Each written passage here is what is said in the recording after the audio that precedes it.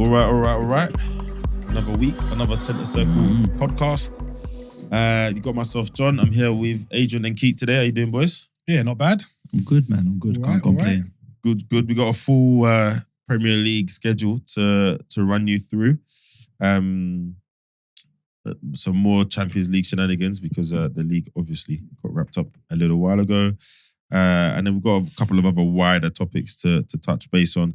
There's been lots of conversation about the Europa League and the qualification for Champions League. Arsene Wenger, as he's been doing since he left Arsenal and got his job, quote unquote, upstairs, has been giving his opinion on that. And there's also a couple of bits to touch on in terms of American owners as well. But very quickly, we're going to look at Forest's 2-2 draw with Leicester. Not what they needed. Newcastle's pretty decisive 2-0 home win against Chelsea. Southampton's a 0-0 draw with Man City. Fair to say the conversation after was way more exciting than the game. Has been more exciting than the game. And Aston Villa taking an important 1-0 away win at Bournemouth. And then we'll run through the rest of the Premier League games. Yeah. Cool. Forest 2, Leicester 2. I don't know if either of you saw this game, but I think the best way I can sum it up is, Forest players, if you hadn't watched the game, you came at the end, it looked like they lost. It looked like they lost 5-0. That's how defeated they were. Yeah. They were winning 2-1, and then Leicester equalised in the 81st minute. I could always butcher this guy's name. El Canus. Was it El Canus that scored? No. Who was it? No. It's the gentleman that's on. He's on loan as well, isn't he? Bonanote. Buonanotte, sorry. Yeah, Bonanote. Great goal. Just after him and Ola Aina had some needle. But did either of you watch this game? Yeah. And I thought that Forest were nervy. And From the beginning. yeah, from the beginning. And it's weird that it's creeping in now where they've kind of been in that top four space for the majority of the season. And they were just going out and playing teams kind of fearless. They were just like, right, this is how we play football. Let's kind of continue that. And obviously, their record of late hasn't been great. I think it's like 1 win in the last 5 or something like that.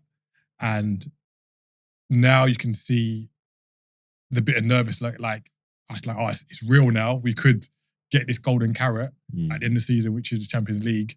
And it just seems to be creeping in amongst all the players. And I think that's just what cost them today. Experience as well, right? Yeah. To your point, they're not. Most of those players are not used to being in this situation. I don't know if any of them have ever been in a position to be fighting for Champions League. I can't think of any off the top of my head. Nah. So it's new to them, right? And it's new to them to kind of be fighting at this stage of the season. Morgan Gibbs-White opened the scoring on 25th minute. No, he didn't actually. Sorry, he equalised after Connor Cody, of all people, had given Leicester the lead in the 16th minute. And then Chris Wood scored a fantastic goal from Morgan Gibbs-White cross. Was it? No, it was Elanga. Was it Elanga that crossed? Yeah, it was Elanga. You sure? Yeah. Was I'm going to check. Because I watched the game. So I'm like, what did I imagine here? But that header, that ball in the header, it was bread and butter. Chris Wood, bread and butter. Planted right on his head. And then, to your point, Keet, it was nervy. And Leicester was still chasing for the game. It was a bit end to end. Yeah. But to concede like that, it was a poor goal to concede. Buonanotte is kind of cut inside the defender and had a simple finish. Goalkeeper was going crazy because it was too easy. There was 3 or 4 defenders in the box. He had about 10 yards around him, didn't he, to take the shot. It's crazy. But you know what? You were saying who's experienced, and it just came to my head. Adoy. He's been out. No, but it's a profile that they're missing, right? In the sense of someone who can take the game to the opposition, make certain runs. He's got that experience around those calibers of players, Yeah, and also when he's on, you have the problem on both sides, right? Yeah. So you can setting up your team when it's just Elanga, you can kind of almost fortify that side. Yeah. But when they're both available, it's tricky. Yeah. So I think that was a small miss, and he's been away for a couple of weeks now, hasn't he? But the other issue is squad depth, right? They don't have that option to pull someone off the bench to kind of change the game enough for them. And I think they're just maybe overly reliant on Woods at times, but then Woods lacks the pace. So it's interesting, but I think other things are starting to creep in. Like I think a bit of imposter syndrome. I knew I was right. Morgan Gibbs-White was the one that crossed the ball in for Chris Wood's goal. What are you not watching? What are you not watching? Yeah. Shocking. Shocking. We said it with chest as well. So, I mean, look, you know, fans like to get in their feelings and get upset, but Keet did call it and say, you know, these guys might drop out. If you take it at the beginning of the season and said to Forest, you'll be in the Europa League. Fantastic. Yeah. Right? Yeah. And like today, that was confirmed today, right? So that's like the first time they've been back Europa in or Europa Conference? Europe, just Europe in general. So they're in Europe regardless. Yeah. That's the first time in 30 years. Yeah. So you can sense the disappointment that they will have being in the top 4 top 3 even for so long. But you're still going to get the European away days. You're going to look back at next season with some degree of happiness. Hold on. 2 things here. So I said in August, cool. But this is sport. So you've done your thing. You've set a certain standard. You've earned it. Re-baseline. No, not yet. No, not necessarily. Not necessarily. But I can see how it's a little bit like, bro, there's 3 games left. Yeah. There's 3 games left. Chelsea have lost today. Come on, do your job. Like, just do your bit. And it's not even the way. Thank you. City drew.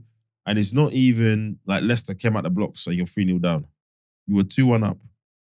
It's the last 10 minutes. I mean, there was 8 minutes of injury time. But so the disappointment must be pretty bitter, man. Pretty bitter. If they get Europa League, all right, cool. When you said away days there, bro, I'm not going to lie. Europa Conference League away days. Yeah, they're not glamorous, but... I don't know. those ones are hitting a bit different, bro. Some of those places that Chelsea have played, I've never heard of them. I think you see the owner in it. It's money for him. Well, it is money. So that's the other thing. So look, I think a win today would have taken them above Chelsea by a point, if I read the table correctly. Yeah, they were on 5th. But that draw has left them, I think it's pretty much out of their hands. I think they're lucky that Newcastle and Arsenal were playing. Not that they can catch Arsenal. So they're 1 point behind Villa and Chelsea. So Arsenal and Newcastle are going to play each other. Yeah. But Newcastle are not their concern or Arsenal. They need Villa, Chelsea or City to drop points. Right? Yeah. So they needed this win. Yeah, Arsenal, Newcastle it doesn't help them at all. And if I look ahead to the fixtures, next week, where are Chelsea next week? Chelsea so next week, Chelsea are at home to Man United. So, you know, anything could happen there. Yeah. Where Villa? Villa at home to Tottenham, win. So Villa win it next week. Yeah, they finished, bro. Absolutely finished. They needed that win, man. They needed. And who they got? They got Chelsea at home on the last day of the season. And next week they got West Ham away. 2 winnable games. Well, West Ham, winnable game for them. Yeah. Chelsea seems to be coming back into form. You could argue, all else remains equal. They beat Chelsea. They're okay. Right? Because 2 out of those 3 are gonna jump through. But it shouldn't have come down to that. Really shouldn't have come down to that. It's worth. I don't know if you saw, but when after Leicester equalised, the Forest owner crossed himself. This happened to the camera. He crossed himself. So look, the Forest owner comes on the pitch at the end of the game.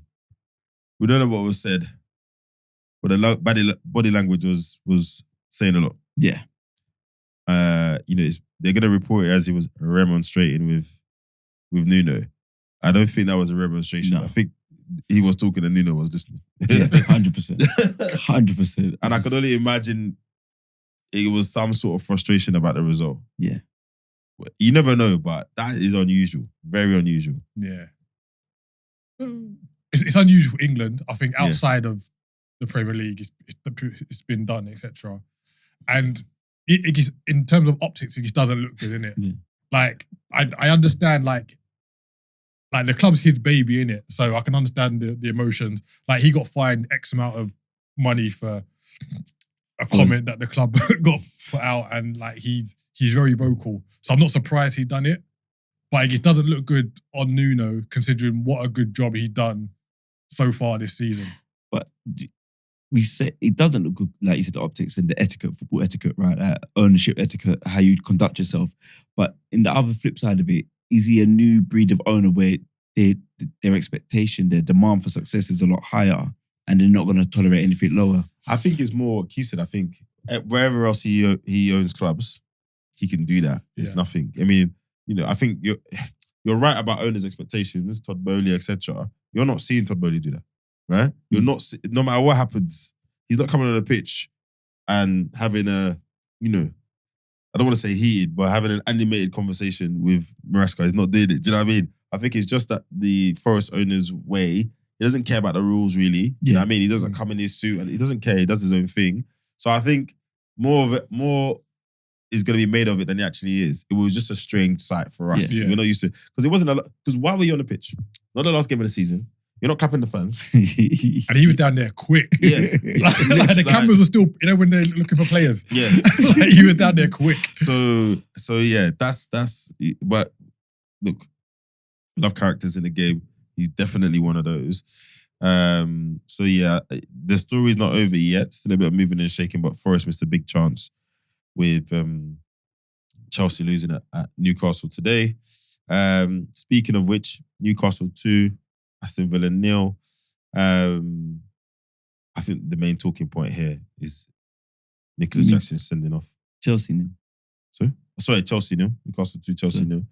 I think the main talking point here is Nico Jackson sending off. And it was early as well, wasn't it? It was, I want to say, in 30 odd minutes, something around that time. And 36 minutes, yeah. And Maresca's been quick to tell us for a while, Cole Palmer, Nicolas Jackson, they're the important players. We need those two to be in the team and playing well for us to have a chance of winning games, etc. So when you're seeing stuff like that happening, they were already 1-0 down. Not any hope, but your chances of getting anything back into this game were tough. You need 11 players to play against Newcastle at the best of times. And then going down to 10 men. Yeah. And how physical they are. Well, and you're the guy that's up front. Yeah. Kind of trying to pin them back, etc. It was reckless. It was such a reckless. Yeah, the look. When I saw the replay, I was like, from one angle, but then you see him looking at the defender and you're like, you're not going to get away with that. Yeah, like, exactly. Literally the same thing happened. I watched it and I said to Adrian, that looks like a yellow. He said, wait. Saw the replay and he's like, you looked, then tried to turn the ball and then you've put your elbow up. It's not great, man. And these are the things as a coach. You let your team down. It's disappointing. All the usual stuff, but they needed to get something out of this game. Maybe not a win, but at least a draw slows down Chelsea as much as they can. So it was a bad loss. It's funny though because Newcastle actually looked better when it was 11v11. Yep. When Jackson got sent off, Chelsea were pretty much the dominant side before Newcastle got their second goal. So I think Newcastle would feel a little bit lucky they got away with that one. Yeah. I was thinking, do you think they were just absorbing to exploit the space, right? Absorbing the attacks and then hit them on the break? But they weren't even really doing that. Like, it was quite a quiet afternoon from, like, I know Murphy got the first assist, but him, Barnes and Isak didn't really have, like, really good games. And the other thing, it looked like they played a different formation today. It looked like they played a 3-5-2 or 3-4-3. Joe Linton not being in the team, he's out for the rest of the season, isn't he? So, I think they're missing him. But like they got the points, and that's what they're... Yeah. And going into next week's game against Arsenal kind of puts pressure on Arsenal a little bit. Well, and it just gives yourself a chance. You take your chance when you get it. And Chelsea did that. Newcastle don't travel particularly well. So yeah, at home, take a chance. Look, we had the conversation last episode about is Maresca's job under pressure if he doesn't qualify for the Champions League. I don't think it should be. They might look at it a bit like how I explained Forest and say, well, you've been in it most of the season, etc. But with what he's walked into and what he's got there to work with, I don't think his job should be... I think Unai Emery should be under more pressure than Maresca, personally. And people are going to be like, oh, they spent £1 billion, blah, blah, blah, blah, blah. All the usual Einsteins on the internet. I think you got to look at the experience, right? Exactly. And they definitely paid for the future. And whilst they've got some Premiership players, it's still a project.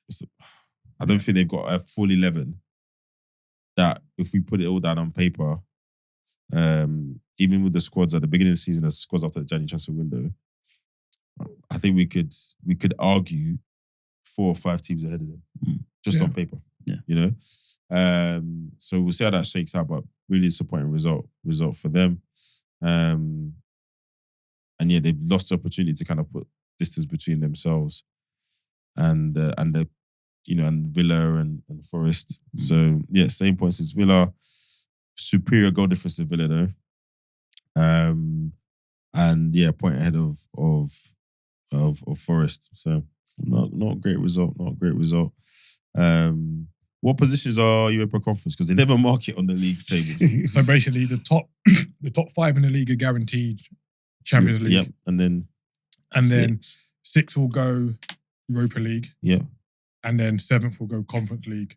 Okay. But if Man City win the FA Cup, that spot will go into the league. So then 6th and 7th will be Europa League, and then 8th will be Conference League. Oh wow. So yeah, it could be 8 teams in Europe. The way Man City are so some people are supporting Man City then. Yeah, and then and then also the Europa League winners will get Champions League. So we'll have 6 in the Champions League next season as a standard. But we'll come on to that. Yeah, we will. Yeah, all roads lead to the Champions League. So yeah, moving on to Southampton 0, Manchester City 0. Again, everyone that was quick to tell me, oh, Manchester City could catch Arsenal, blah, blah, blah. They got to win their games first. Not much to talk about in this game, unless either of you have anything that you think is of note. No, nothing of note. Dry game. Haaland came back. Didn't mean anything. Yeah, City were just camped in Southampton's half, like, for both halves of the game. Like, it was crazy. I think the biggest talking point that came out of this was the Ruben Diaz's comments after. And he did that old school football snobbery thing of, we're here to play football. Yeah, they didn't have an interest in playing the game or playing football or something. Destroying the game. Yeah. So something along those lines. Which is, I always find funny because, fine, so why didn't your superior football win in the end? And then of course, as is common today, Southampton's social media team have had some fun with that. And if you've not seen it, go and check out their Instagram or their X, as it's called these days. And they've made a little compilation to remind Ruben Diaz that actually they weren't playing much football either. Yeah. Lots of misplaced passes, overhit crosses, etc. with a very fitting soundtrack as well. Yeah. I think you've got to take into consideration as well that Southampton didn't want to equal the minimum points for a league, innit?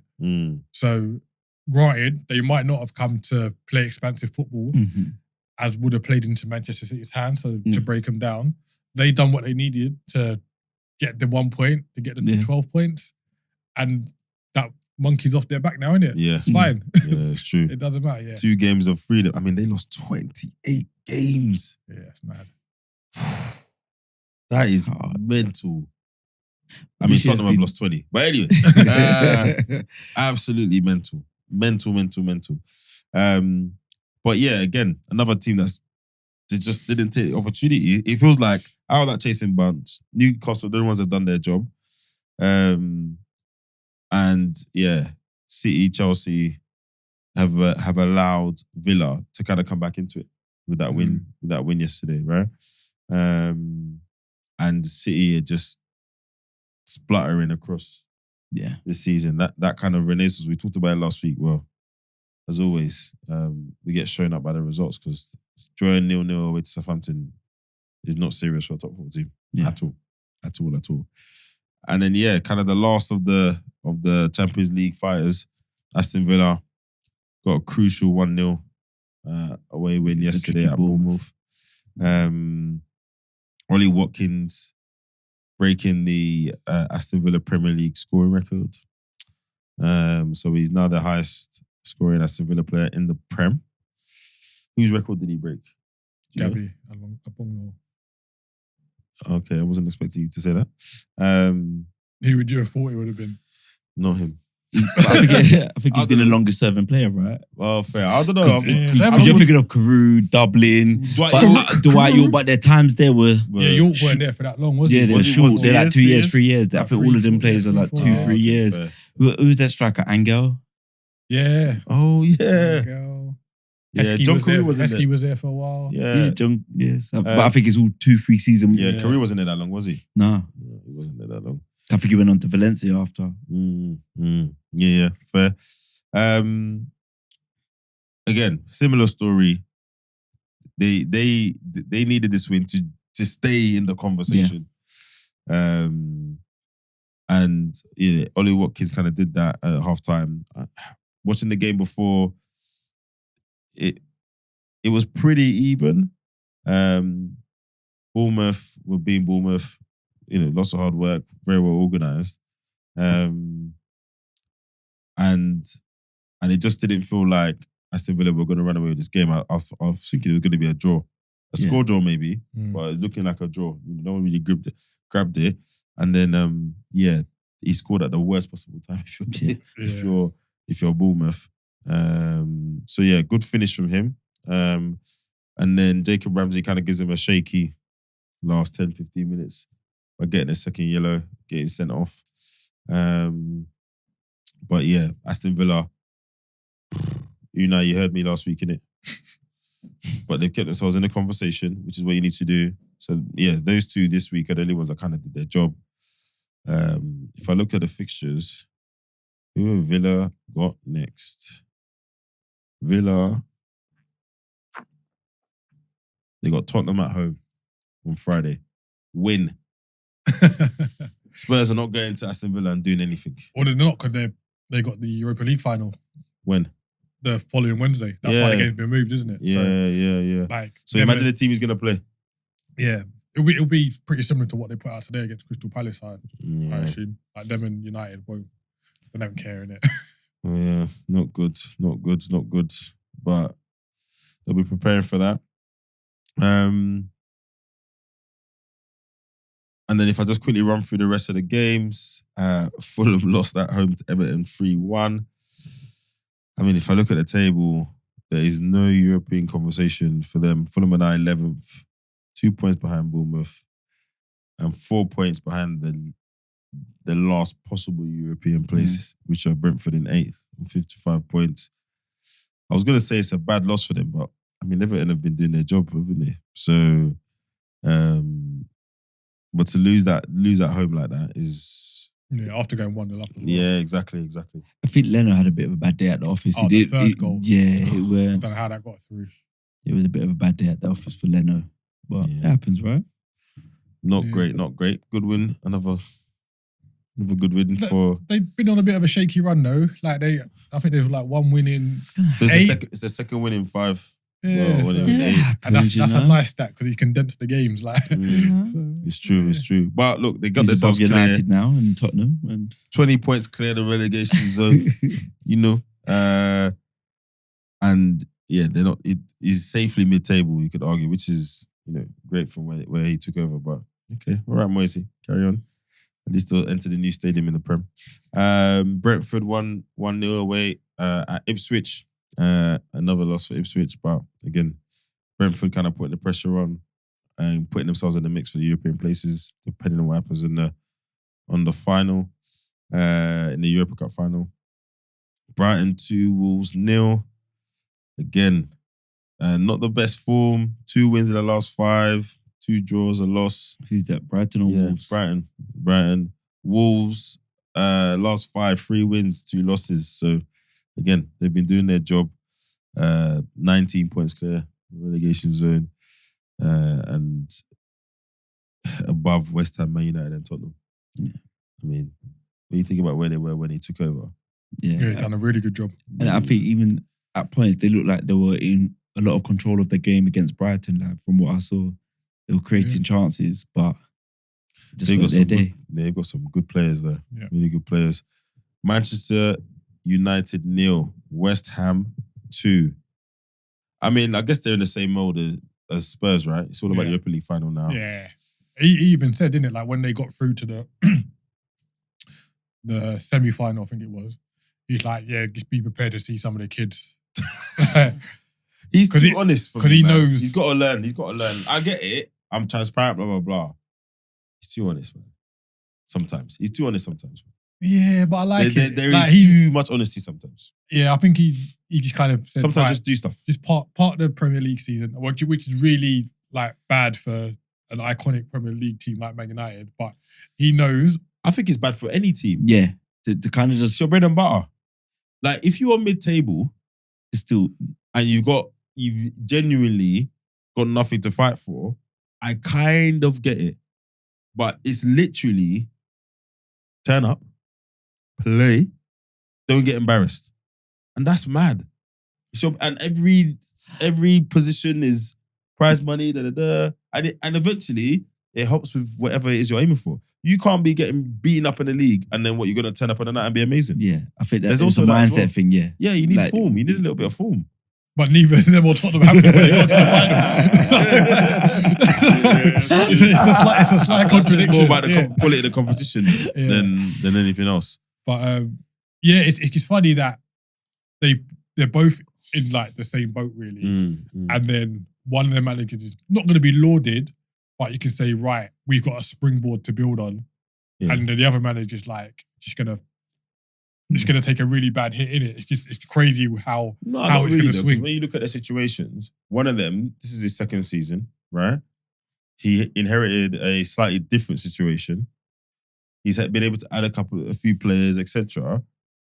I mean, right now, which squad would you take? Tottenham's or Man United?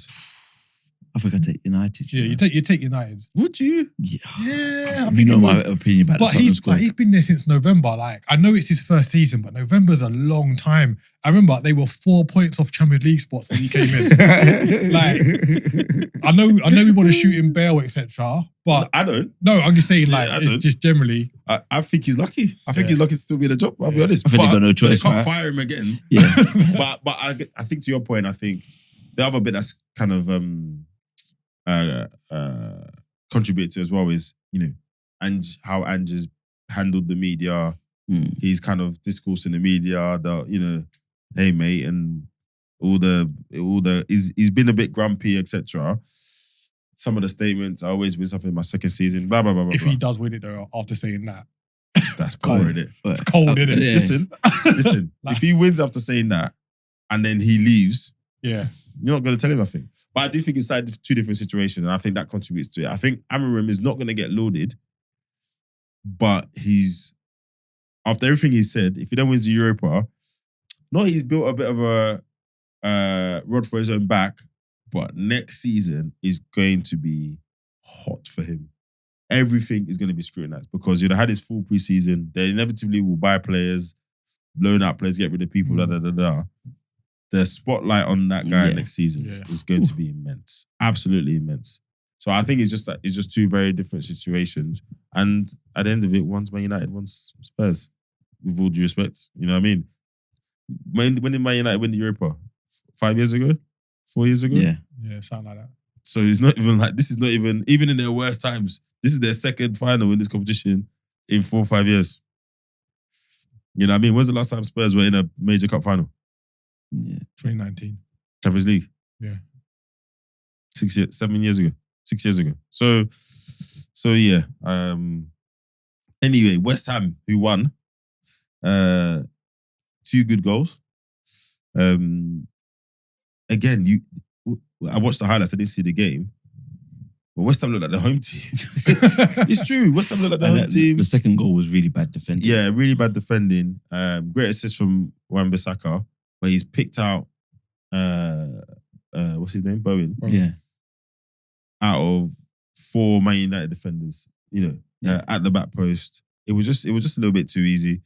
And to be fair, Man United's team wasn't even that bad. Yeah. It's a solid Like team. they played Bayinda in goal. Bruno. I guess they the ones who don't regularly play. Like Bayinda and Ahmad started, but they had Mainu, Agate, Ahmad, Fernandez, Mount, Boyland, Razraoui, Euro, Shaw, been in and out, but he's experienced. Yeah. Mount's You experience. think they would do better? Yeah, and they had chances. Hoyland had a chance. That it wasn't the easiest, but he could have done better with. So they didn't necessarily overrun Man United, but it was just bad defending.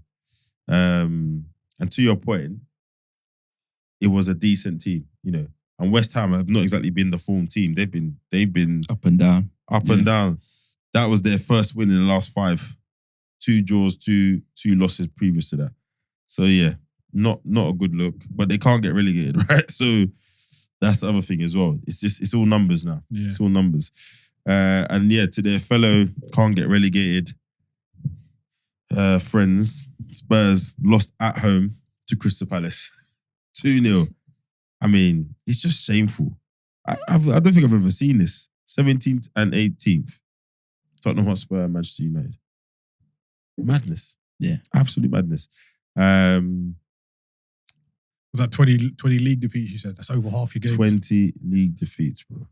Imagine being like a home and away traveller Spurs fan.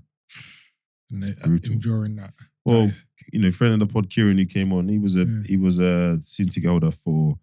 Like, he's one of those ones. I think he went as a kid with his family, and then he grew up and he doesn't go anymore. He's like, I'm not doing this. Yeah, I'm not. What do you think about that? And like, I know it's everyone's right to kind of do their own thing, but you're a season ticket holder, and that means like you're invested in it. Like you want to see this club week in, week out. When your team starts playing badly, is it okay to be like, I don't want to go watch anymore? And then when they start playing well again, you're like, I'm back, kind of thing. Go on, you're gonna hit my. I'm just asking the question, innit? I know my stance. I'm just asking the question. Mine's gonna sound mad political, but go on. I think you do have that choice, that right, because you're used to seeing just quality football from your team, or you want to see something, and right now you're seeing nothing. There's no hopeful. You can't even say, all right, that's something building really good. There's nothing that you can say, actually, there's something really good at Tottenham that's going to be amazing next year. It's been that bad for them. I wouldn't want to go pay what? Remember, it's about £100. Food, £150. Nah. I think it depends why. Otherwise, it can become a little bit of an entitlement thing, right? So, if you, and again, he'll come back on the pod and explain for himself, but the general gist, I don't want to misquote him, is when you see how the club is being run, right? So, great, we've got this shiny stadium. Yes, you've got your Beyonce concert, your Usher. This is a football club. Put the investment into the team and do the right things from a football point of view. Yeah. I don't care about this stadium. I don't care about how shiny it is, whatever. I don't care. We're here for the game. So I'm not spending my money to support this wonderful structure that then doesn't support the football team. Yeah, I get that. You know what I'm saying? So if it was just about the team not being very good. Yeah, that's not the outside factors. And this is Rich as an Arsenal fan saying this, because the worst my team has ever been in my life, not the worst. The worst my team has ever been in my lifetime supporting is 12th, maybe? Yeah, that season we finished 12th, right? Yeah. And that was a one-off. And then after that, 8th? Yeah. So my bad is... not as bad as... I know Norwich fans, like, come on, bro. Like, so, but if you really are not happy with how your club is being run... Yeah, I agree with that. And where your money is going, etc., then bro, you stay at home. Yeah. And there's so much football on TV these days. You catch it on TV. There. Yeah, but if it's just football based, I'm a bit like, no. So like, but the other flip side to that though is, if your team is at a certain level, generally it is because of how the team is being run is why you would tumble down. Yeah, I don't know. Like, if I spoke to a Forest fan who saw them in the Champions League days or European Cup days as it is now, and what happened. They've probably got a story about maybe how the club was managed or it was sold to this guy. Like Leeds is a good example of right. that. From when Exactly. They got semi-final of the Champions League. With the young team, yeah. But in that situation, the people that mismanaged the club, they were gone relatively quickly. The club got sold, etc. So I can see those fans still going, supporting their team, etc. If those individuals now hung around, and they were doing things in crazy ways and things that don't really benefit the football club but are benefiting other people in other areas financially, then that's long. But if you're going to be doing Beyonce concerts and all this stuff every week, cool. I want to see that pour into the team. Tottenham have the lowest, and I'm not saying this is a bad thing because it sounds healthy, right? But they have the lowest wage to revenue ratio, right? I think they spend circa 45% of their revenue on wages, right? And I think Aston Villa at the other end, as of last season, was 90 something, right? So it's easy as a fan to be like, see, everyone else is spending money. If you be objective about it, I'm doing the right thing. I'm being sustainable, right? 17th in the table is not sustainable. Or sorry, 18th in the table is not sustainable. Now, there's a factors. Your manager's probably not good enough. Yeah. The choices you've made with your limited spending is not good enough because I'm sure Brentford haven't spent more than you. Brighton last season spent more than everybody. You know, so there's all that kind of stuff. So yeah, I'm not mad at it. If you're not happy with how the club is run, if your club just isn't very good, then I just think, you should ride it out. And for me, it was just more about going to games. It's easy me saying this now, if Arsenal became a team that were 12 to 15, blah, blah, blah, blah, blah, would I still be going up there, as Adrian said, every week, spending whatever? I don't know. I'll be honest, I don't know. I'll keep it. No, I'll keep it a buck. I don't know. And the type of goals you're conceding. Afterwards. But I understand it. I guess, like I said, I'll just throwing it out there. It's a good question. I tell you what, though. Tell you a story. I think I told you this before. I might have told you this before. The only reason I ended up getting a season ticket at Arsenal because it was the year. It was another year where somebody left. I can't remember if it was Fabregas or whatever, and it just felt like. One year I was 5 figures in the waiting list. the next season, me and my brother got a letter. Yeah, you're in, and we were like, huh? But it just I think a lot of people said I've had enough, not renewing. So. If you're a certain size of club, there's always people that will come and watch the game. I think Spurs is full every week, right? So from the club point of view, the only reason I mention that is because from the club point of view, him not going anymore, they're not necessarily feeling it.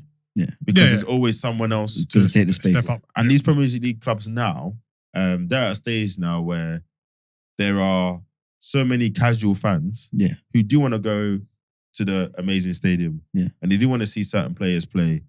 And, they support a team in the north and they live down here. So being able to get a ticket to go to Spurs and see your team play is so it's a shame that actually we're at a stage for most of the Prem clubs anyway that kind of protest it doesn't hold it any. Won't even be felt, unfortunately. But at least from him as a fan's point of view, he's not being a hypocrite, right? He's still not putting his hand in his pocket, going there and and kind of do whatever. So yeah, just as you said, that interesting. I benefited from people saying, "Oh, you're not." I finally got my. Otherwise, it was supposed to be like another 5 or 6 years with the normal turnover, and I ended up getting it. So yeah. But anyway, sorry, Palace. We are going to talk about you because you won the game. You won the game 2-0. Eze with a double. Goes on 45 and 48 minutes. He's having a good season, Yeah, it's quiet. Right? It's discreetly going. Yeah. Couple injuries here and there. Not hearing much talk about who might buy him this summer, etc. Do you think he's on the move this summer, Eze? I think it depends on. I think it's going to be a unique team just putting in a bid. I don't think it's going to be like a cluster of teams going for him. So my usual question: who should buy him? I think it's an abroad thing. I don't see anyone. So you don't think you don't. But so I'm not saying that is then he can't go to another English team. But who needs him in your opinion? Who should buy him? They might not, but who should? Newcastle. Ooh, to play instead of who? To just be an additional. If they're in Champions League, he's an upgrade on Murphy in that system, I'd say. Yeah, but he's not a winger. Yeah, but then if they play, he's not a winger. Depends. If he leaves Palace, he's going somewhere to start. Yeah. Yeah. So if he goes to Newcastle, does he start? And where? Because that means you got to change If they it. play that's the- too much rejigging. Like, I think so, yeah. so if he leaves Palace, he's got to go to one of the teams pushing for Europe.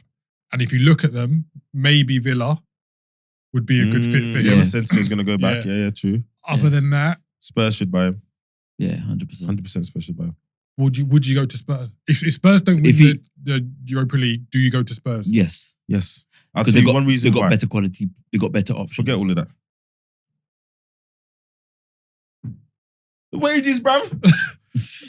No, From but Palace I to thought, no, Spurs. when you're talking Are you like in like footballing terms, innit? Like, Bruv, it's still a job. yeah, I know And that. we just said it's not going to be a bidding war. It's not gonna, I don't think it's going And to be a bit more Spurs, for I him. know they're not finishing But you there look again at- next season. They're starting again. Yeah, Yeah, we don't know who their manager's going to be, Yeah, etc. but it's not happening again. But you look at Maddison. Yeah. You thought Maddison would have gone there, and he started really well. Yep.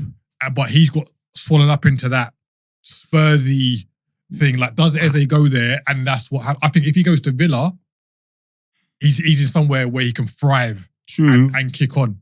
Yeah, that's a really good point. The only reason I said that is because for me, there's a few reasons why Eze is different to Maddison. His physical profile, Yeah. there's parts to his game that are different to Maddison. So you might buy him to challenge Maddison and do the same job, but you're buying him to do that job in different ways and for slightly different reasons. Do you know what I mean? And maybe he's a bit more robust than Maddison. And we talked before about these days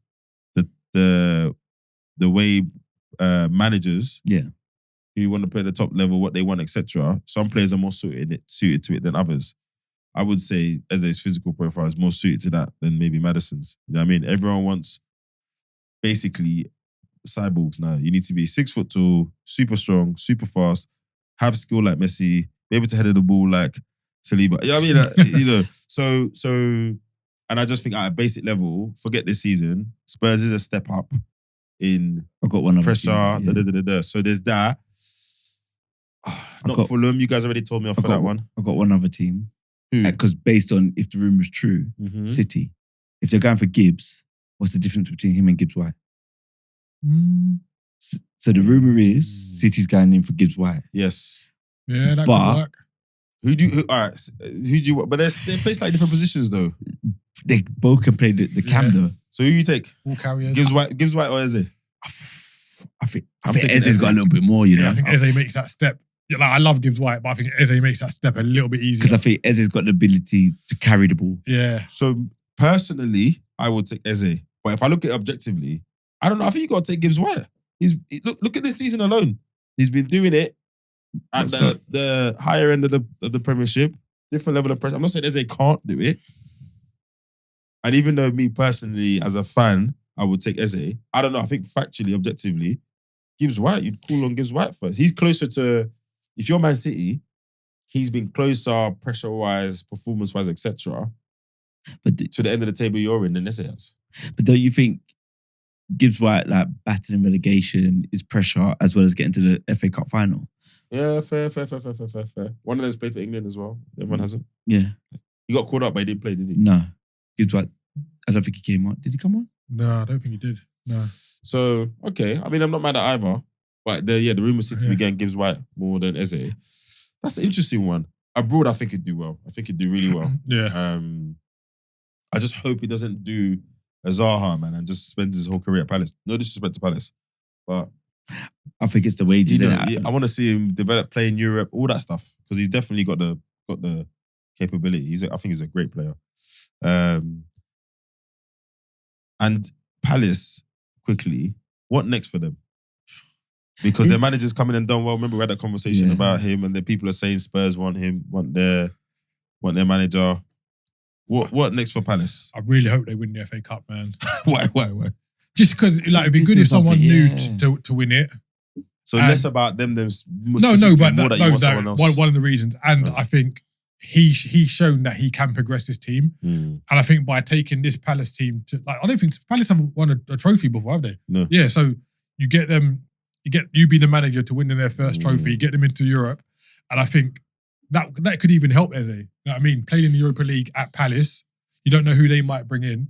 And granted, they started the season really slowly. But once he got up and running, you saw them competing with pretty much everyone. Like they should have beaten or got at least a draw off Man City a few weeks ago when they went up to the Etihad. I think he's on the right trajectory in it. No, I agree. I think the question is, they've got something really good building at Palace. They've got like a very good solid fan base that's enjoying the football. Yeah. They've identified some key players, in Muniz, Wharton, and then Mateta's. He's another one. Everyone's talking about him going in the summer. Gay at the back. Who's the other centre back? Talking about Newcastle want Gay as well. Who's the other centre back for Palace? Lacroix. So they've got something building. So the reason why I'm asking all of this is because there's at least two players that everybody's saying they're going to lose. And we know we've seen this destabilize teams before, right? People want Wharton, people want Eze. There's been very strong links about Mark Gay. They lose those three. Yeah. Well, one, they probably won't let them lose all three. But even if they lose two of those three, it's destabilizing. It's massive. But I know it's only one, but they lost Elise, who's a big miss. And they didn't really regress this season without him. Well, initially, they struggled though. Yeah, but if you look at the totality, I think they're always around 12th. But they're in the cup final this year. Yeah. So they've kicked on. True. So, like in the pro, like everyone's got money. Like if you get the right profile of player, everyone is replaceable in it. Fair. So fair. Interesting. And I'd even keeping the manager. Spurs come knocking the door for Glass now. That's why you came here. One of the reasons you came here to but I think Palace would play hardball on that one. And then I guess last and very much least, Liverpool 2, Arsenal 2. A cliched game of two halves. I was pretty pessimistic going into this game, and I was like, "Oh, maybe we could get a draw." And Ash was like, "We're getting slapped." Make the two words about it. But then the game starts, and Saka's got a great chance to take. That was a well-worked free kick, actually. Really well-worked free kick. It looked like an NFL play to me, almost. And Saka has a great chance, and a volley at the back post, and he kind of just hits it underneath his studs almost, and the ball just bounces. But it's almost like he didn't realize he had as much time as he had, and the ball was a little bit behind him. And I think taking a lead that early at Anfield would have given Liverpool, a couple of different things to think about. But then after that, it was just one team wave after wave was interested in actually attacking, and the other team was just interested in having the ball. And that was the difference. And that's how I felt the difference was. The intent from Liverpool was so clear. When they have the ball, it's to attack. It's not just to keep possession. Yeah. And I think that was epitomised by the first goal, right? First goal, Gakpo's header at the near post comes from scrambled to clear the ball from a Gakpo run. Well, firstly, the ball in behind to get Gakpo clear on goal was way too easy. The ball gets cleared. I think Saliba clears the ball. And from the throw-in of that clearance, Arsenal don't reset the defence correctly. Robertson is allowed to cross the ball in quite deep and quite close to the penalty area. And Gakpo's got a header near post, basically unmarked. Yeah. He was basic. It was so basic to the point where when he goes out for a throw-in and Liverpool taking a throw-in, Onslaught turns around to talk to his stuff and misses the goal. It was so poor, so poor, such a switch off. You're playing the champions, you're playing your quote unquote closest rivals. Yeah. You need to be switched on for 90 minutes.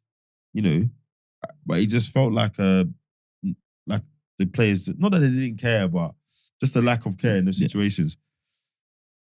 So then you fast forward 90 seconds.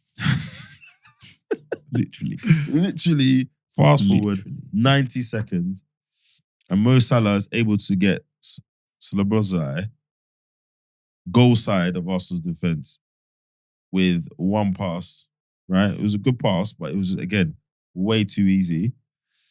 And Diaz gets goal side of Saliba in his own box and has a tap in. It's just for a team that's meant to have the best defense in the league, etc., etc. That was so easy. I think there was something around the starting position. What I was watching was very high, and what the issue that we're facing, that Liverpool does very well to other teams, is they got players willing to run in behind every single time. And that pass is always looking ahead. It's 2-3 players willing to run in. And I was saying to Keith on the way up here, with Arsenal, there was chances when we're around the area and no one's running in the area. Everyone's just camping on the edge of the area, trying to play sideways. This magical, intricate through ball or sideways. And then one person makes a run in. But by that time, there's 2 defenders shielding it out or just dealing with it. So, it was a game of 2 halves, right? Well, yeah. So you kind of Arsenal fans are tearing their hair out at that point, because following that initial kind of 5 minutes or so, Liverpool all over Arsenal, and as I said, they're playing with more intent. Every time they got the ball, it felt purpose. Purpose. They get into Arsenal's box with 1 or 2 passes. Whereas with Arsenal, it was just more jinky-majinky. Odegaard. I promise we wouldn't have a long pod today, so I'm not going to talk about him. But he touches the ball a lot and he's not effective with it enough, right? And there was a lot of that in the first half. You could see it was so glaringly obvious that Declan Rice was not around today. Mourinho. Exactly. Mourinho was putting himself about. It was like he was still figuring out how the 3 of them were going to operate, and what his particular job and his position he needed to be, both with it and without the ball. Second half, it's different. The intent is a little bit different, but it still didn't start that way. I still think Liverpool was still came out almost as how they finished the first half, in my opinion. And then I don't know what I didn't notice any tactical changes for the second half from Arsenal. No, he moved Martinelli more central, didn't he? But that wasn't at the beginning. I don't think we started the second half that way. Did we? Because Trossard cooked Bradley twice, didn't he? Yeah. Oh, okay, fair. I think maybe I was still too busy being angry in a WhatsApp group or something. But to your point, that the goal comes, Arsenal's first goal then comes from a great Trossard cross for Martinelli. And why he must be the shortest person in that part of the pitch. Maybe him and Trossard. Yeah, why he was on Mark. And how he gets a free between the defenders. So uncharacteristically bad defending for you guys, but good header, good goal. And then you could just feel Arsenal getting more into the game. We had lots more possession. It was much better pressure. Even Odegaard was starting to take a bit more responsibility. Started to drive at them a lot more. Exactly. Not just immediately drop the ball off. And then the second goal comes from him actually realising that he can shoot and take a shot when it opens and that's been my criticism for we talked about it for the PSG game, right? Yeah. He gets so much time in and around the box. Looking for, and he's either looking for Saka or playing it out wide where he got the opportunity to shoot or pass to someone else. Exactly. And once you shoot, you create the jeopardy in it, which is exactly what happened today. Good save by Alisson and Mourinho. And it might sound harsh, but it's passing the buck as far as I'm concerned. Yeah. You're on the ball. You're the person that we play through you, right? Take responsibility and be effective. Be brave. Take a shot. You're just passing the ball off to someone else. To your point, when you're passing the buck. So takes a good strike. Great save from Alisson. Kind of reached over. I don't know if say it's the wrong hand, but reached over with his right hand, hits the post, and then Mourinho is there first. Again, surprised by the reactions of your defence. They were playing for the off, but I think maybe it was Trent who kept him on. And that was after what? Triple sub from Liverpool? Yeah. Trent, McAllister, and Nunes came on? Yeah. And then it kind of just swings. Arsenal keep the momentum up, keep the pressure on. And then you think that could have been a red on its own? Nah. I thought so, but on the replay, nah. I've only seen it once. So when you see the replay the other side, because it's not like super reckless and there isn't excessive force, then maybe not. But it would have been like, It was an orange, you know. It was an orange card. And I think at that point, again, Arteta, everyone in the stadium and at home can see Mourinho is Shattered. bruv. Yeah. Absolutely shattered. Because I think he gave away the ball, didn't he? Literally like 3 minutes before then when he just dropped over and then was like, oh, Mourinho's going to come off, and he's like, nope, he's playing on. You know, whilst his quality today wasn't the best, but he worked his socks off, etc. I'm not blaming Arteta for the nonsense, because again, clear your lines at that part of the game, clear your lines, trying to run out with the ball. But they shouldn't have even been on the pitch. Shouldn't have even been on the pitch. So yeah, Arsenal kind of play the rest of the game with 10 men. And then you got Newcastle at home next week. You're not going to have any Mourinho because he's going to be banned. Trossard looks like he's got an injury. No. But I was a bit disappointed again that The subs. I'm like, just Ethan on, Zinchenko, something. Mate. He brought on 3 defenders. TD, Zinchenko, and Calafiori. That's bad. I don't understand. What has Ranieri got to do to get on the pitch? Yeah, and it's been 3 games now. I didn't get that. No one's talking to you. No one's. I don't It's been 3 games now, so I don't know if he's tired in training or he's carrying a niggle. But It must be. It's not an ability thing. It must be. Yeah, but then if that's the case, why is he on the bench? Bring someone else up from the youth team that can actually play. Yeah. Why is he on the bench? It's ridiculous. It's absolutely ridiculous. You need a goal. You know, a win helps for different reasons. You kind of get away from the chasing pack, etc. Now you need 4 points to secure second place. It shouldn't even come this close. And I'm not saying Ranieri would have done something, but you're not bringing on attacking capability. yeah, that makes defenders. Liverpool or the opposition think differently. All right, we've got to start 3 yards deeper now, or we've got to be wary of him. It's just one run, and then all of a sudden, Gravenberch is not going as far forward as he was before. And he's an unknown quantity, you know. Robertson doesn't know is he going to go inside, is he going to go outside, etc. So for a player who, when Saka was injured, contributed quite well, with a couple of goals in the Premiership, started games, you know, this fall off in playing time is dramatic, and it can only be, there must be some kind of injury-based reason for it. There must be. Otherwise, Arteta is, from a fan's point of view, making some very strange decisions. Yeah. In 100%. my view. So yeah. What do you think about that booing? Trent? Yeah. Disappointing. It's where we are. It's disappointing. Football fans are just quite So frankly tribal. stupid. Yeah. I'm not afraid to say it's stupid. It's absolutely stupid. The guy has been there since he was 6 years old. He's been at the club 20 years. I think he made his end. I think we talked about it, previous episode. I think he timed his announcement well. Waited until the Premiership was confirmed and secured. Couple of games left at Anfield. And, this goes back to my whole point about the media kind of environment we're in now. Because you have the Jamie Carragers and these people in the media, Talksport, etc. And a few of those prominent guys have said, Trent is this, Trent is that. The fans follow that stuff. Follow that stuff. So yes, I think it was last week, Carragher said, I'm tired of people telling Liverpool fans how to feel. You've been telling other fans how to feel for a living for 10 odd years. And he said something that I don't necessarily agree with, but he said, look, it's disappointing for him as a fan because Liverpool are on the verge of possibly going on to dominate the game. So why would you not want to stay here and be part of that domination, which totally ignores the player and his and his career.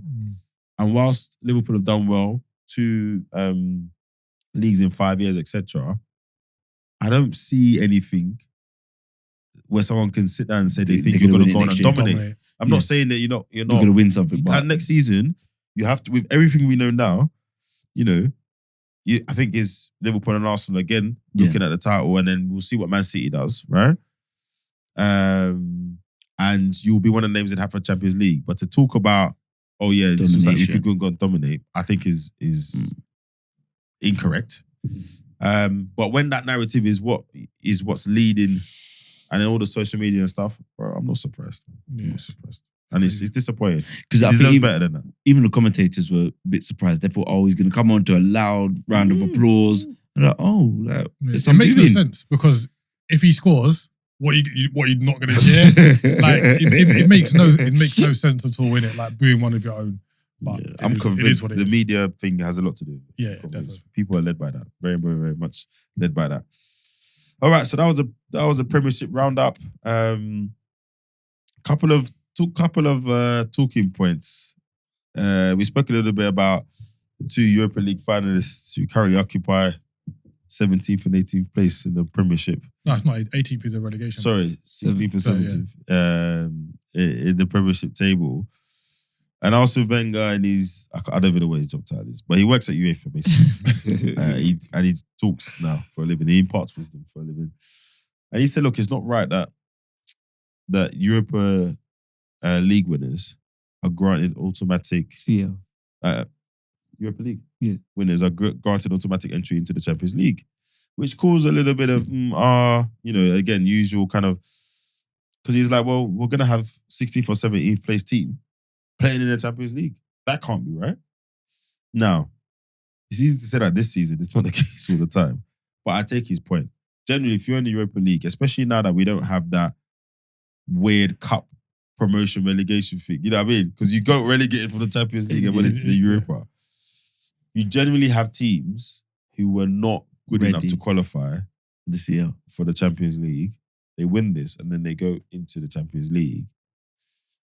And I don't think I've said it. I think I've said it for a while. I don't think that should be the case. Number one, I understand why, because business and they want more teams in the Champions League, and also they want to incentivize the Europa League. They want teams to take it seriously. Yeah. That was probably the main thing. But as we were talking about off mic before, if you won it, you just didn't have to qualify for the same competition, and even that would be mad. Because imagine finishing 16th this season and you're in the Europa League next season because you won. Like, even that was a bit mad. Yeah. And we used to have that for World Cups, didn't we? Or no, the host nation didn't have to qualify. Yeah, yes, that's the host nation. I kind of get that. You can't have the host nation and you're not in it. But I honestly think that if you win the Europa League, you should either just qualify for Europa League again. That's your kind of prize. Or you get enough money from it. But this situation is a bit mental. It's extreme, but it's a bit mental. I don't know what you guys think, but I hear what he's saying. No, I understand where he's coming from, but go back to the inception of the Europa League. Yeah. This has always been the carrot for being in the Europa League, innit? Like when they got rid of the UEFA Cup and the Cup Winners' Cup and created a new competition, it was to be like, right, we need to mix things up. And you're going to be in this lesser competition than the Champions League, which is fair. Because you finished 5th or 6th or 7th. And then whatever you do if you do well in the Europa League, your golden carrot is to be in the Champions League. So I understand it. But do you agree with it? That's what I'm asking. Yeah, because it brings a little bit of kind of razzle dazzle to the competition where you get to the final and rather it just kind of being like a timid final. Yes. People know it's a bit like the championship player final. If you win that game, you're going to be in the Premier League. Yeah, but that's different. I know, but I'm just talking about in terms of importance of it. Yeah. So you get to the Europa League final, you're going to be in the Champions League. Mm. So your season is kind of, even if you've had a poor league season, you've got a really momentous occasion waiting for you at the start of next season. The whole point is your league season should give you those spoils, right? Because of consistency. Yeah, right. But you could say UEFA have kind of shot themselves in the foot because... yes, I agree. Even with the Champions League, when they started letting third in... We come into that. Fourth in. No, we're coming to that. So you can't be like, right, you lot can't come and play with us. Yes, I can. Well, no, because none of the teams... Because there's a big difference between 3rd and 6th. No, I understand. I understand that. But if you're allowing concessions for some, why can't you allow a concession for a cup winner? Why? I just gave you the reasons. Well, not really. So why is it better to finish 3rd than win a cup to get in the same competition? What do you mean? If you finish third, finish 3rd in the league, but you get to the Champions League. The whole thing about the Champions League is You showed a certain level of consistency over a league period. But my point is, they lowered the bar over the years. Now it's fifth. I know that's granted because you've done well. I don't agree with that either. I'm coming to that in a minute. But I just think what you've now done is you've almost introduced this kind of promotion thing in cups. Do you see what I mean? And I heard that. And you had relegation before with the CL thing. You're taking that away. I don't mind it. Like, I think the other side of it, how I was looking at it, was as where did Tottenham and Manchester United finish last season? I can check quickly. Tottenham were sixth. Yeah, they finished above Chelsea, didn't they? Yeah. And then United won the FA Cup. So they got in it via winning the FA Cup. Yeah, so Tottenham finished fifth. Tottenham finished fifth, right? Yeah. And Manchester United finished eighth. But they got in via the FA Cup. Yes. Yeah. So on that, their league position last season qualified them for it, and this season's just been a bit one of those weird, unusual. Yeah. But this season's been one of those unusual, really bizarre seasons in terms of teams fighting for places, etc., etc. And United, and unfortunately, Tottenham just been caught up in it. And like you mentioned earlier, Erik ten Hag, he had them United fourth in it. So if he was still there, they might have been in the European places anyway. So I don't mind it either. I think, like you said, it just gives you that incentive. And unfortunately, the two teams this season is down there. And Wenger might be being a bit cheeky as well because it's his two rival clubs. I think it's a bit of that. No, listen, 100%. I don't think if it's Wolves and whoever else, he said anything. But he still triggered a valid point in my mind. And when people talk about UEFA doing this to the game and it's things like this that add up, because I think it circles back to the point we were talking about earlier. These men are not even bothering with the Premier League now because that Europa League game is so important because he gets in the champion. Do you know what I mean? It's almost like this domino effect. You could say Tottenham are being rewarded for finishing fifth last season. So you say, right, we finished fifth. Yep. We get in the Europa League. Yeah. And the incentive of winning the Europa League is so instead of looking at it as this season, that's what you can flip it and be like, well, we finished fifth. Yeah. And our carrot for finishing fifth is to get in the Champions League. And we've done that. No, I know, but my point is, but that's another reason why it shouldn't do it. Why should you finish in fifth? Now get you last season, get you the Champions League next season. But even if you finish fifth, you get in the Champions League anyway, so it's the same. No, but they've just added an extra layer to get to the Champions League. You finished fifth. They've just given them a hurdle. No, in the year you finished fifth, Europa League was the qualification. Yes. And if you had played well enough to finish fifth this season, you would have made Champions League. Granted, but you finished to reset the thing, bro. But before we got the coefficients placed, fifth was the Europa League carrot. You'll take that because that's you. And if you win the Europa League, you're going to get to Champions League. So I'm looking at it like that. I know what you're saying, but let's take a step back from what it is. What I'm saying is they should reset that. Winning the Europa League should just be for should Europa be its own League thing.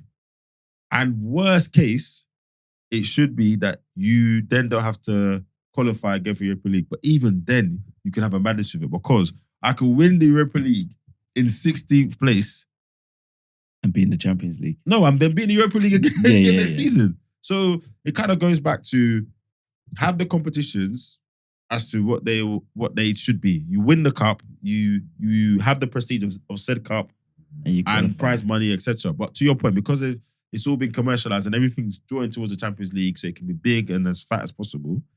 And then that led me to my other idea. Say, listen, you know what we should just do?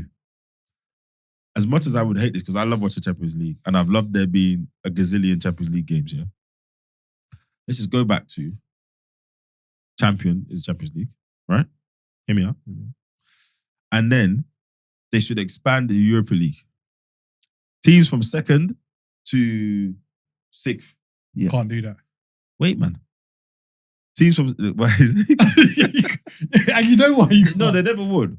But follow my logic. Teams from 2nd to 6th, yeah? Yeah. Going to Europa League. And then winning it, that's the prize. It's Champions League. No. Or still. No. But the point is, the teams that would be in it now, viewership-wise, games-wise, all of that stuff would change. But then the Europa League comes better than the Champions League. Yeah. No, it doesn't. Yes, it does. Yes, it does. How? Because if you've got Arsenal. from Wait, why? Because there's less. Because there's more games or what? Because you've got Arsenal, Arsenal, because of the you've got teams, bigger innit? teams. You've got Because of bigger the teams, teams. innit? Go down. Of course it No, would. but- Why? Because you'd only get 6 good European teams in the Champions League. So what? The Champions League quality now is better than when it was just champions. Yeah, of course it is. What do you mean course? It's not. There's not a course thing. It's Bruv, better. It is. Nah. So before. So Instead instead of having the top 2 teams, Yeah. okay, quite, it used to be 1, like Yeah. then they had the straight knockouts. Yeah. Then it was like 2. So instead of it, if you think about it, your logic, you'd get Liverpool, Yeah. Barca, Yeah. let's say Bayern Munich. Napoli, Yeah. PSG, And Bayern. Bayern Munich, Yep. And who's the Ajax? sixth- who's Is the- it Ajax? yeah, Ajax are top. No, you've And left then- out the and then Portuguese you've got- guys. then left you've out the got Portuguese guys. Sporting Lisbon. Okay, Sporting. Then Yeah. you've got Celtic. Then you've got No, but Normstad, No. Basel, No, wait, and all them dead no, nations. No, but if you went, Well, we don't agree with Keith. Yeah. We Can respect we all I football. understand your logic, And- but I understand your logic, but you won't get any good games. Can I add something to them? But if you go back to one team, those guys don't qualify automatically. So can the man that used to qualify automatically? You used to have to qualify. But he said go back to the original format. Champions go into it. Yeah, That's but back in those days, were the Scottish champions and those lower coefficient leagues, they weren't getting straight in. No, when it was European Cup, they were. Yeah, they were. No, I'm talking about Champions League when it was one team. Yeah, they were going straight. No, in. so that's like they had to qualify. Yeah. Yeah. That's what I'm saying. But who are they? I thought about this, bro. But who are they? But who are they qualifying against? The- So, No, so you but want what you- but John, so what you you- want the champion of Liechtenstein to roll up to play Arsenal? No, what are you talking about? So, but how No. is this going to work? No, the qualifying bit. I'm saying the lower coefficient nations, Yeah. they would have their own qualifying. Okay, but when Which does is why when you does only what- named. but when does That's but why when he only named 8 leagues when he did the. but when does the Yeah, real I hate tournament it, I hate start it. though? Like that's what I'm trying to then work you out. make Europa League better than the Champions League I don't because you're think gonna it have would be. you're gonna have Liverpool, you're gonna have Arsenal, you're gonna have Leverkusen, you're gonna have Atletico Madrid. I think You're you're gonna just have thinking about. Wait, man. I think you're just thinking about quantity of games because no, you're talking about prestige clubs with history then they should and have quality play. qualified, bruv. No, but that's No, what, but that's, I'm what, saying the Champions League is what it is now is because of the quality of teams that are drawn to I it. feel like I'm in a parallel universe because when it was before this change, people were complaining. Teams are just going through the group stage, beating up this small team that's qualified for Yeah. the Champions League. Would have all these all these group stages with 2 teams at the bottom, 0 points, 6 losses. but it's not So that how though. was it better? No, it was but better when we got to the knockout stages. Yes. Yeah, but This is why they changed the But what format. Keith and I are saying is, Yeah. once you have all those top, Wait, answer that point though. Is that not what was happening? yes, Okay. but then people want to watch the best teams. That's why they tried to make this Super League because they want to see the best teams play each other all the time. So this new format that they've brought in allows the best teams to face each other a lot earlier, and it's a lot more aggressive and a lot more entertaining. Don't get me wrong. My proposal would have sounded way better before this new Champions League format. I needed to propose this July Just last before- year. yeah. June or Yeah. July last year. Oh yeah, you're just Yeah, no, I really like the old format because I you'd know. have like Oh, and by the way, I hate it. Well, the old format. Yeah, because I hate no, it. I mean the free cup format because you used to have like Inter v like someone else big in the Yeah. European in UEFA. Yeah. Red So Belgrade or on something paper, like that, yeah. on paper, I think that was better. But I'm being a bit of a hypocrite. As a fan, I hate it. Do you remember that gap between was it like November to February Yeah, before the December to knockouts came? February, I yeah. hate it because I love the Champions League.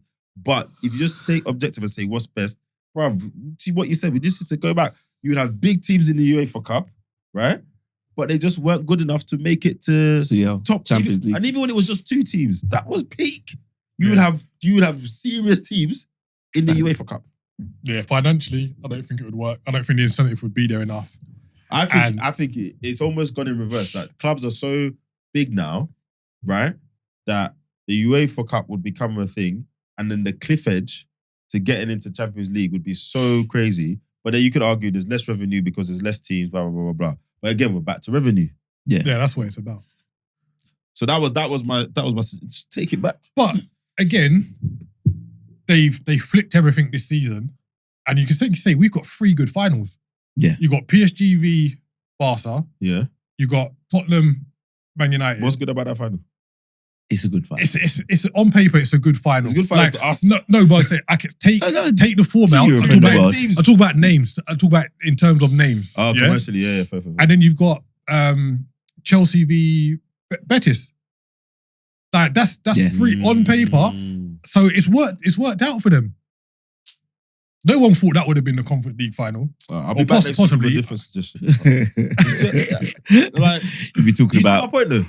Yeah, I get it, but it would never happen. Yeah, like, there's too much. So when you win the Europa League, do you get into when you win Europa Conference League? Do you get into Europa? Yeah. So what happens if Chelsea qualify for Champions League and they win conference? Then their space go down one more position, or the cup team wins it. I don't know how you at this rate, someone at 10th is going to get into Europe. Yeah, I don't know. I don't know if we will get that. Or the runners up. Would it be the runners up of one of the cups of the FA Cup? We'll Possibly. Possibly. Yeah. It's one of those two. Answer the AI. It's interesting. Okay, all right. And kind of leading on from that, because basically, so where we've landed now, yeah, is my suggestion that had football at the heart of it is not going to happen because the business side of things is not going to happen. Yeah. That's what we're saying. Yes. So then I saw an interesting, I shouldn't laugh, but I saw an interesting comment on a mini documentary I was watching about American owners coming into the English game. And I can't remember which guy, I think it was a Man City, one of these fan club guys. I shouldn't say it like that, but they're a super fan. Those guys are, when they talk about their club, it's almost like it's a job in itself, being a fan. And he said, these clubs are now seeing us as customers and not fans. And I thought, ooh, hold on.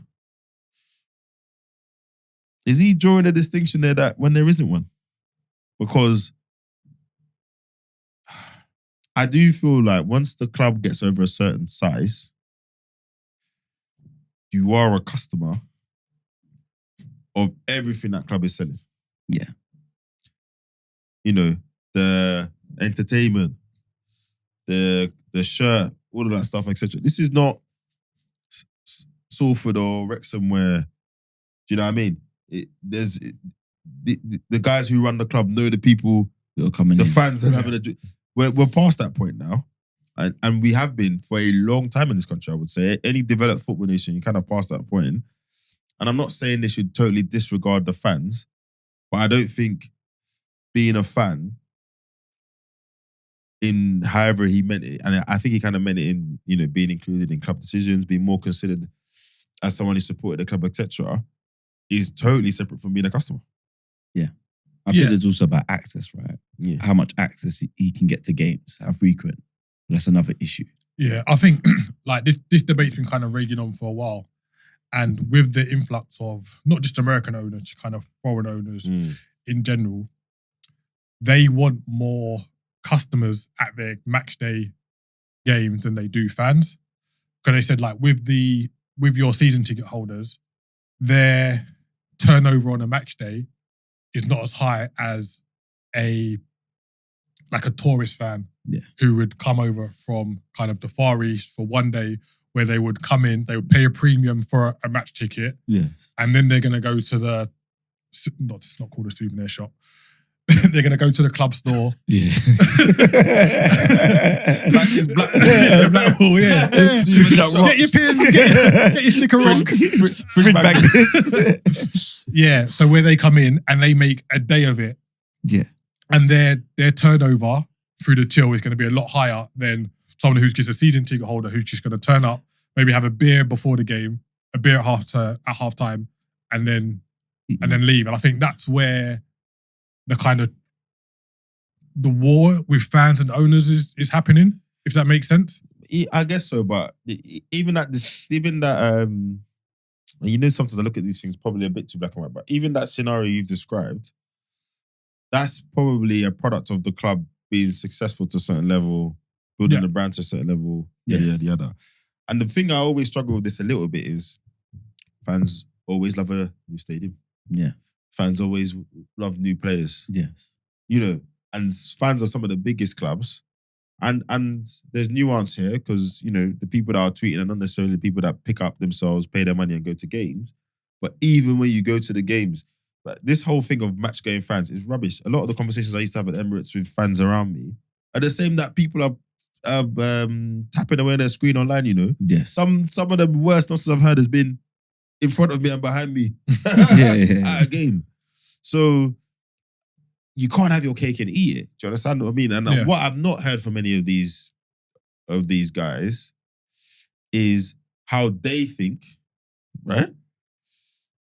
The needs of fans can be met in today's game and still do all these things that they want. They want, you know, everyone wants Arsenal to sign a striker. Well, okay, if the striker's going to be of a certain level, of a certain caliber, what are we doing here? How and where?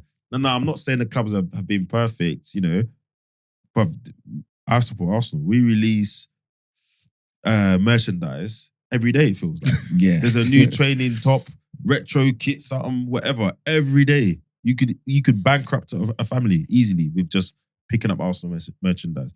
So there's a lot of commercialization they could do without. But I just think it's a little bit naive to feel like, as a fan, you shouldn't be treated as a customer. Actually, as a fan, you're probably supposed to be the most consistent customer. Yes. Because supporting your team used to be going every week and supporting your players, building camaraderie with your fellow fans, etc. Going to away games, and we all know there's, you know, away fans have got their own thing, etc. Buying 1 or 2 kits every once in a while. Obviously, we now know these guys release new kits every year, etc. Then you get your next generation in, you start taking it. Yeah, fine. But the game is so much more than that now. Everyone wants to consume the game. Everyone wants to watch it on TV. Everyone wants to do all this stuff. That's all. You're a customer. Yeah. And actually, the fans are the most consistent customers. But he said it in a way, and then I kind of looked into it, and he said it in a way like being considered a customer was a bad thing and almost derogatory. I'm not a customer, I'm a fan.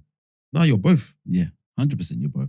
And I think that's the double standards, right? Yeah. And that's the issue. I understand it. It's frustrating for me as a customer, as a fan, that sometimes I can't access some of the games. I'm like looking at the prices and I'm like, this is wild. However, I know it's part of the game. It's part of the process. And when I can support, I will go. Yeah. And I think like, I look at myself, if I was a landlord of 50 properties, I'm telling you, I'm only looking at certain calibers of professionals as tenants coming into my home. Do you understand? I'm going to be advertising for that type, and unfortunately, some may get lost in that. And those fans who are business owners who do etc., they're the same. But you can't have this kind of this entitlement to say, "Oh, we need to be treated like this. We need to have this voice." But then you want all the success on and off the pitch. Yeah. Mm. You know what I think a big part of it as well is like the speed at which development of a club growing happens. Yeah. So if you like go back years, it just be like, right, you couldn't buy a shirt. Oh, now we can buy a shirt. I don't mind that. Yep. Oh, I can buy a match program. Oh, I don't mind that. And then, but now it's just like, boom. It's like American owners specifically, because I think in that documentary you sent over, I think by the start of next season, it'll be like 10 Premiership clubs are fully owned or part owned by Americans. Yeah. They see the business aspect of a football club now and what you can generate. Apps, tours, meet and greets. Yeah, so like things that... But we've always had that. Even pre-Americanos, you had the stadium tours. You could... No, but I just mean like it's all bigger and better now. Like you can buy... You can't buy, you can auction, you can bid to buy a match worn Liverpool shirt now. Like all these things are just coming so quick, so thick and fast. I think the guy that you're referencing, he might just see it like, well, the club's doing all of this to generate X money and X, Y, Z. Why are we not seeing the benefits of that? It's like, well, you are. Because like you said, you're seeing the new stadiums. Like Man City are building like a hotel. Yeah. And all like it is all granted they've got money. They've got one of the richest out, but a lot of that is Leighton Orient had a hotel and apartments. Chelsea have got a hotel. Man United have got a hotel. Yeah. So yeah, all these things are nice, and these things don't happen. And actually, the club would argue if I'm doing more of that, I need less of that extra revenue from you directly. You know, if I've got a hotel and I've got mixed use, restaurants, cinema, all this stuff. In theory, maybe I'd have to put your ticket up 10 quid, another 10 quid next year. I mean, so typical answer for me, I think there's two bits from it. There's aspects where I think he's right? So treat me as a fan. Bro, we don't need any more merchandise. Arsenal Football Club. We have enough merchandise. Yeah. Allow it. Right? Stop changing the kits so often. Yeah. How many kits have we got this season? Active kits? 4? 3? Yeah. 3 or 4? It's free. I think Brentford were the only team that kept their kit from the season before. So they had last season's kit into I'm this not even season. talking about changing it, bro. In terms of active, like official kits now, It's free. I think is it free? Yeah. 1 year we had 4, I'm sure. But this year is the blue one, the black one, and the home one. Yeah. So not only are you doing new kit every season, you're doing 3 new kits a year and then all the merchandise. So I agree with him in that sense. There's stuff like that. Even the cost of match day food, right? And it's not great. Again, go to Emirates, it's an amazing stadium, The food is not great. Yeah. It's not great. And it's very, very, very expensive. This is before cost of living, Yeah. This is Right on. even from 2018. Yeah, it's expensive. But then the other side of it, which to your point is, I think, one thing the American owners have kind of brought in is it's about experience, right? And they know that people are willing to pay For experience. And I think that is a shift for us culturally here when it comes to going to watch sport. And I think in America, whether that's accepted or not, because actually I thought it was, but it's not really, paying for the experience, going to the stadium, sitting in a specific space. That's why we have all this courtside, field side stuff in America. But when you look at the stats of how much average tickets to, top NFL games cost or top NBA games, they're eye-watering, absolutely eye-watering. I saw a stat the other day that average NFL ticket for certain games is $600 or something, right? So I think those guys are seeing opportunity to say, right, yes, you can sit in your seat at the stadium, etc. However, the big one that people always cite is the Tunnel Club thing. Yeah. Basically a player aquarium. Yeah. And when someone puts it like that, it's kind of silly, right? Because you're basically paying for executive entertainment. Yeah. So you can watch the players walk by as they walk in. But people will buy that. They feel like they're getting closer to the stars. It's like the floor seating in the NBA, right? I saw one the other day in the NFL where you're basically behind the end zone. Yeah. Literally, you're sitting there, and it's like $1.2 million a year for 15 seats.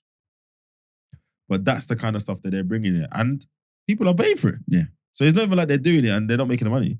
People are paying for it. So it's just that balance. And some clubs are trying it. Arsenal have done a thing this season. I think they did it last season where a certain amount of tickets are guaranteed at every game at a certain price. I think it's 35 or 40 pounds or something like that. So they're trying to balance it out. But I think we either have to accept that, and this is not going to happen, but if you want to rebalance, and maybe the regulator's going to try to do some of this stuff, is some of the other stuff you enjoy, your club now has a new stadium. That slows down, right? That slows down. There's more accessibility. Ticket prices are whatever it is. They're not selling shirts at 80 quid or whatever. It's not going to happen, but that would be the trade-off. It'd be interesting if we could almost have an experiment for 5 years or 10 years where actually a lot of that stuff that this commercial activity powers, if that slowed down, what fans would really think, how they would really feel. Because to your point, there's different fans. There's those guys who are, what's the word? I want to say idealists. That sounds, that's wrong. I don't know. They have a very pure view of what a fan, being a club fan is. And then you've got other people who, depending on how they came to the game or whatever, we're in a time where being a fan means different things. Yeah. There's different types of fans. And I'm not sure that pure fan experience or this moral approach that all these journalists take is actually what everyone wants. Yeah, I agree. I don't think everyone wants that. And I think everyone's actually embracing the other side of it because that's what people pay for, right? Yeah. If I was to bring out a clothing label tomorrow and say, oh, what I'm selling is $2,000, I'm going to have people that's like, that's because it's $2,000, I want to buy it. I want everyone to know that I could pay $2,000 for that. Yeah. Yeah. And that's what it is. Yeah. It's interesting you mentioned the regulator as well because that's been muted for however many years now it's actually happening. But what my concern is what can they regulate? Yeah. Because go back to the kit thing, we say, wow, let's say you can only bring out a kit every other season. Yeah. Well, that's going to impact the clubs deal with Nike or Adidas. So it's like, okay, we do that, but then where do we get that revenue from that we potentially... Yeah, but then the argument is, you start doing more of that, then everyone's kind of, quote unquote, in a similar boat. You kind of stop the revenue chasing. So there's an argument that if you do that in a few areas, it kind of just brings the chase, it slows the chase down. You know, that squeezing of the juice, revenue here, revenue there, etc. There's an argument for that. It's just whether it happens or not, innit? I don't think it happens. Yeah. And I'm not mad at it, but I'm not sure people appreciate how much that then affects a lot of the things they've enjoyed from the game going that way, right? And I don't know whether it's naivety or I'm not seeing the other side of it, but, you know, over the years we've had some of the best players in the Premier League. The Premier League has become what it's become because of a lot of that. Again, I'm not saying it's right. There's definitely better ways of doing it, but I'm not sure people would be ready for a more pure sports-driven approach. No, not less commercial. Yeah. And just more, you know, I don't know, wage caps, all of this stuff. And you got to think about a lot of these guys who make a lot of fuss online. They go to the game, record themselves at game, and then go on YouTube and upload it so they can generate. No, I'm not talking about those guys. No, but I'm saying, but those are the kind of people who are making these waves, making these noises. I'm thinking more about, you know, like official fan clubs. To be honest, Keet, those are the kind of people that I've seen, that, you know, the official Arsenal fan club, the people that have really organised themselves into an organisation. I've been going to Arsenal for 40 years, all that kind of stuff. The guys who you genuinely see quoted in mainstream media because their organisation is of that size. Okay. So, and I think there's even there's a kind of a fan club organisation, and they get together and they have a say when it comes to... Yeah, because when Tottenham played Man United the other week, they both protested together. Yeah. So it's more those kind of those kind of people, and they're the ones I genuinely see that want to that narrative of, you know, the game's gone and commerciality, and I agree with them to a certain extent. My only thing is, you have enjoyed some of the benefits of that. So I'm just laughing because I'm thinking of they're going to do their nut when they do a game, official Premier League game abroad. They're going to... That can't happen, man. It's coming. It's coming. I don't know. Why can't it happen? I think there'll be too much backlash. Nope. They don't care. You know how much money they're going to make? And also, because to your point, there's more American owners now. So when NFL's coming here and everyone's enjoying an NFL game and NBA games and NBA games, they're going to be like, guys, this it's helps proven. the brand, blah, blah, blah, blah, blah. It's going to happen. It's going to happen. It's going to happen. It's 100%. happening. Nah, I think Qatar. That's I think a the line in the worst thing sand. about it, though, is to do that, you have to go to markets that haven't got their own developed league. Yeah. So you're either flying all the way to America Or Saudi. or... Yeah, you're flying to the Middle East or something, which isn't too bad. But I think it's an inevitability. It's But that's the happening. kind of thing I'm talking about. There's an argument to say, don't do that, right? It doesn't benefit anyone but the brand and et cetera, But if you want me to buy whoever, We need to... yeah. But then, the wider argument is, at a macro level, if everyone was operating less about kind of, if there was less money flowing into the game and it was more controlled, you could keep that player because someone else then can't offer him wages and whatever. Yeah. Which is slightly Way happened above in the the market. Prem. Slightly. Huh? Which has slightly happened in the Prem. Yeah, a little bit, Yeah. because of the PSR, etc. Right? So yeah, it's an interesting one. And I think the last thing I'll say on it, if you talk about American owners specifically, is, you know, English clubs are relatively cheap. You know, buying a American franchise now, they're so mature Yeah, commercially. I saw that. It's big money. It's 5, 6. Some of these teams are 5-6 billion. I can't remember.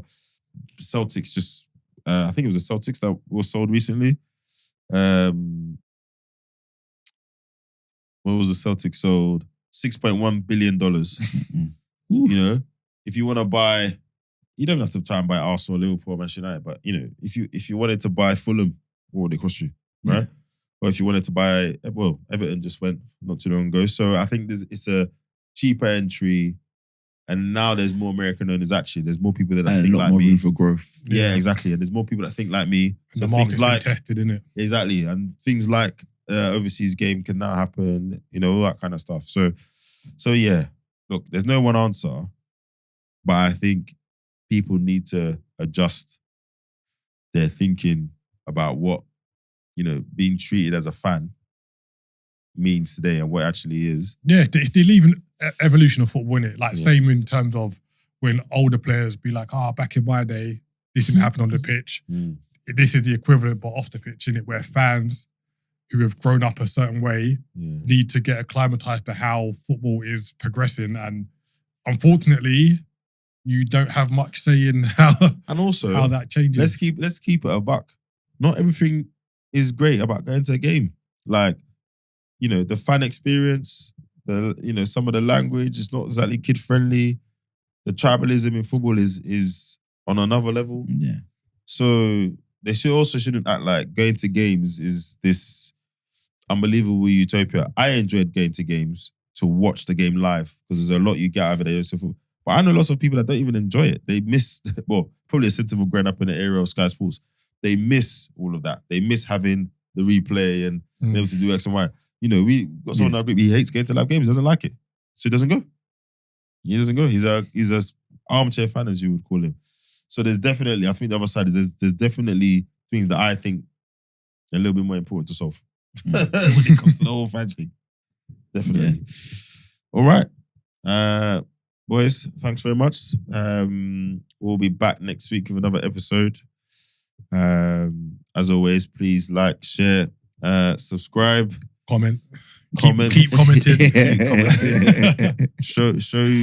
Anyway, let me not even say anything. Yeah, you don't keep commenting. Don't worry, I'll make time for you.